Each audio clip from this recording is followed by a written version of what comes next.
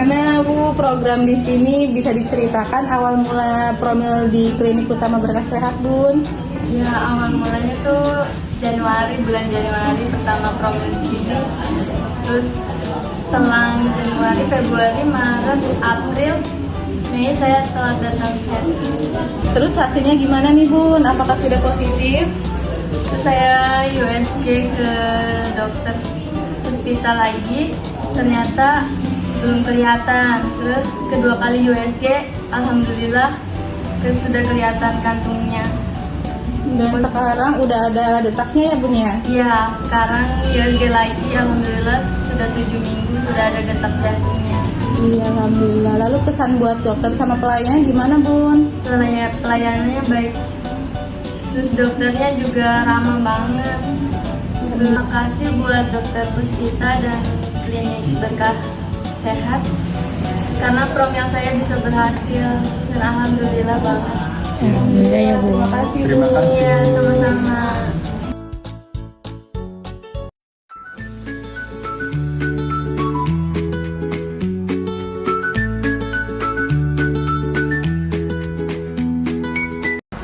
Ibu gimana pesan-pesannya kelahiran di sini?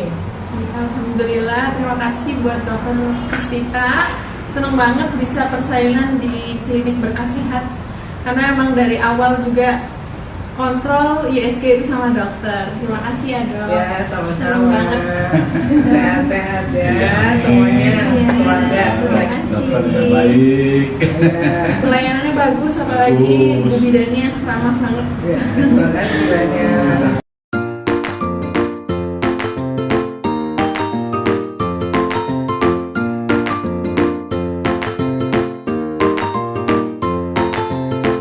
Warahmatullahi wabarakatuh, Mam.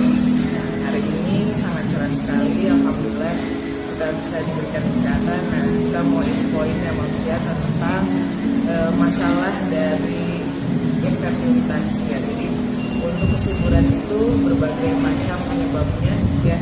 Yang pertama adalah gangguan dari pusat otaknya sendiri ya, atau penghasil dari hormon FSH dan LH ya. Nah, itu hubungannya sama gonadotropin releasing hormone ya. Nah, selain itu dari pusat otak itu juga ada efek dari ovarium. Selain ovarium ada juga efek dari saluran obatnya ya, ataupun anatominya. Jadi jalan dari sperma masuk ke dalam vagina sampai dalam rahim itu dia ada gangguan, bisa dalam bentuk polip ataupun dalam bentuk myom submucous seperti itu. Nah, selain itu juga ada permasalahan lainnya, yaitu dari pihak laki-laki masalah sperma. Nah, jadi moms untuk melakukan pengecekan itu bisa banget datang aja ke dokter kandungan ya untuk dilakukan pengecekan. Mungkin itu saja. Wassalamualaikum warahmatullahi wabarakatuh. Bye. Assalamualaikum warahmatullahi wabarakatuh, Mams ya. Jadi hari ini saya mau cerita-cerita tentang operasi yang kemarin saya lakukan ya, Mams ya. Jadi operasinya itu pada pasien yang sudah pernah operasi kista coklat atau kista endometriosis sebelumnya. Ternyata setelah di 2 tahun kemudian kita evaluasi USG lagi. Nah, hasilnya itu ternyata memang didapatkan kista kembali ya. Nah, itu ternyata kista yang tumbuh kembali itu ada di sebelah kanan dan kiri. Ukurannya kira-kira 7 cm sampai 10 cm ya. Nah, jadi kalau misalnya memang dia sebelumnya pernah operasi sebelumnya dengan kista coklat, pasti akan didapatkan perlengketan pada operasinya ya. Jadi Mams hati-hati kalau misalnya memang sudah dilakukan operasi kista coklat atau endometriosis, harus dilakukan terapi pasca operasinya sehingga tidak terjadi tumbuh kista kembali seperti itu ya. Jadi jangan lupa lakukan pemantauan setelah operasi pada pasien-pasien yang terjadi kista coklat ataupun kista endometriosis. Mungkin itu saja Moms yang saya bisa sampaikan. Nah, kalau ada tanya-tanya bisa ya Moms ya ke WA aja ke nomor kami atau chat DM kita. Itu saja. Assalamualaikum warahmatullahi wabarakatuh, Moms. Halo, assalamualaikum warahmatullahi wabarakatuh, sobat berkah sehat.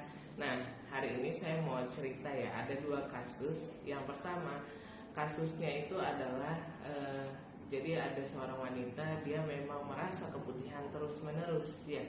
Dan keputihannya itu sangat banyak, ternyata ketika kita periksa mulut rahimnya itu dia ada benjolan. Nah, setelah kita lihat ini benjolan ini dia menyatu dengan mulut rahim ya. Nah, hati-hati ya moms ya, kalau memang ada keluhan keputihan harus segera periksa ya, jangan sampai ditunda-tunda karena akibatnya adalah timbulnya kanker leher rahim ya. Jadi harus benar-benar waspada ataupun care terhadap tubuh sendiri. Kalau ada keputihan harus diobatin ya moms ya. Dadah. Halo Sobat Berkah Sehat. Nah, sekarang saya mau membahas kasus yang kedua nih ya moms ya. Jadi ada kasus juga ya, dia itu ada gangguan ejakulasi suaminya ya. Nah, datang ke sini konsultasi dengan saya untuk program hamil, ternyata perempuannya juga dengan PCOS. Nah, alhamdulillah kita obati selama 2-3 kali pengobatan. Nah, kemudian pasien ini sudah kita edukasi dengan baik. Apabila memang belum terjadi kehamilan, ditunggu saja kehamilan di bulan-bulan berikutnya. Alhamdulillah 3 bulan setelah dari periksa di kami, hasilnya pasien ini positif ya. Jadi jangan pernah menyerah ya moms ya, walaupun suaminya ada gangguan ejakulasi, wanitanya ada PCOS, insya Allah bisa tetap hamil. Gitu aja ya moms ya, sampai jumpa. Assalamualaikum warahmatullahi wabarakatuh. Nah, saya mau menjelaskan tentang masalah infeksi menular seksual ya. Di mana infeksi menular seksual itu disebabkan karena hubungan suami istri di luar pernikahan yang berganti-ganti pasangan, atau bisa juga terjadi dengan yang sama jenis. Ya, sekarang banyak sekali istilahnya penggerbekan ya tentang yang sama jenis itu. Nah, itu adalah sumber dari infeksi menular seksual. Yang paling sering terjadi adalah penyakit sifilis ya Mom ya. Kalau misalnya Anda terkena sifilis, itu agak sulit untuk pengobatannya. Jadi segeralah berobat apabila sudah ada keputihan yang terus-menerus tidak sembuh ya, atau tidak diobati, itu jangan dibiarkan. Jadi harus diobati. Dan apabila kalau ada bukti kelaminnya seperti bintil ya, itu adalah curiga ke arah kondiloma. Nah, itu biasanya dia berhubungan dengan sifilis juga, sehingga harus segera diobati. Kalau misalnya tidak diobati, itu akan memenuhi seluruh kemauannya. Jadi jangan sampai bunda terkena sifilis ataupun kondiloma ataupun infeksi menular seksual lainnya. Jadi ingatkan pasangannya masing-masing agar dijaga tidak jajan di luar ya, sesuai dengan pasangannya. Itu saja. Terima kasih. Bye bye. Assalamualaikum warahmatullahi wabarakatuh. Halo, assalamualaikum Sobat Berkah Sehat. Nah, kali ini kita mau ngejelasin tentang masalah head ya. Permasalahan wanita itu seringkali berhubungan dengan menstruasi ya. Nah, kalau misalnya menstruasinya itu dia tidak lancar ya, seperti jarang head ya, atau headnya jadi memanjang, atau misalnya headnya sedikit sebentar aja, flek-flek aja. Nah, bunda jangan biarkan kondisi itu adalah normal ya. Jadi itu adalah kelainan yang harus dinormalkan lagi atau diobatin.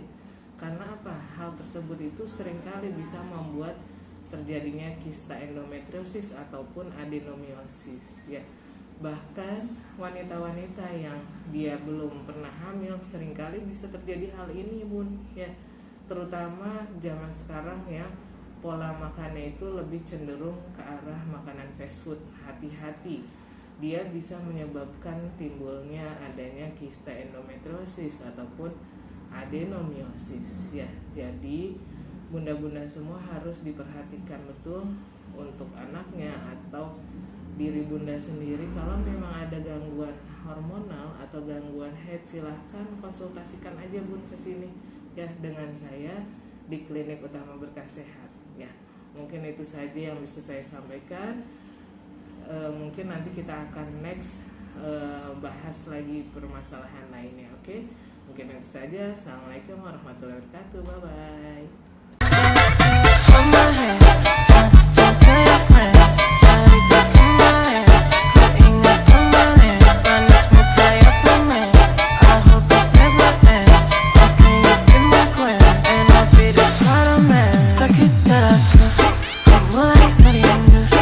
Bayangkan jika kamu tidur di